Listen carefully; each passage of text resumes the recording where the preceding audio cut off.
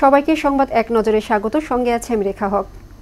গণতান্ত্রিক ছাত্র সংসদ নামে নতুন সংগঠন নিয়ে আসছেন সাবেক সমন্বয়করা।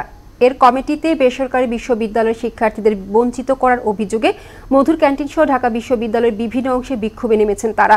নতুন রাজনৈতিক দলের ঘোষণা ঢাকা বিশ্ববিদ্যালয় নয়, কেন্দ্রীয় শহীদ মিনারে করার দাবি জানিয়েছেন বেসরকারি বিশ্ববিদ্যালয়ের শিক্ষার্থীরা। আওয়ামী লীগ বিদ্যুৎ খাতসহ উন্নয়ন প্রকল্পগুলোতে ডাকাতি করে দেশের অর্থনীতি ধ্বংস করে দিয়েছে বলে অভিযোগ করেছেন প্রধান উপদেষ্টার প্রেস সচিব শফিকুল আলম। গত 6 মাসে অর্থনীতি যেভাবে ঘুরে দাঁড়িয়েছে তাকে মিরাকল বলে উল্লেখ করেন তিনি। রাজধানী শেরেবাংলা নগরে এক অনুষ্ঠানে এসব কথা বলেন প্রেস সচিব। মুক্তিযুদ্ধকালে মানবতা বিরোধী অপরাধ মামলায় জামায়াত নেতা এটিএম আজহারুল ইসলামের মৃত্যুদণ্ডের রায়ের বিরুদ্ধে আপিলের অনুমতি দিয়েছেন সর্বোচ্চ আদালত।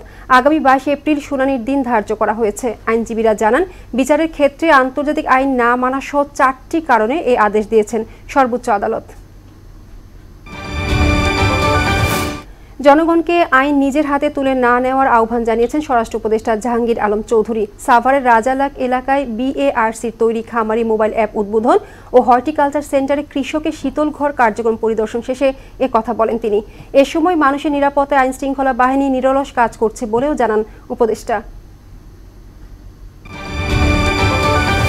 শিল্প ও ক্যাপটিভ শ্রেণীতে গ্যাসের দাম বাড়ানোর গণশুনানিতে অংশীজনদের তোপের মুখে পড়ে Bangladesh energy regulatory commission BERC. সকালে রাজধানীর বিয়াম অডিটোরিয়ামে গ্যাসের মূল্য বৃদ্ধির প্রস্তাবের উপর গণশুনানি শুরু হয়।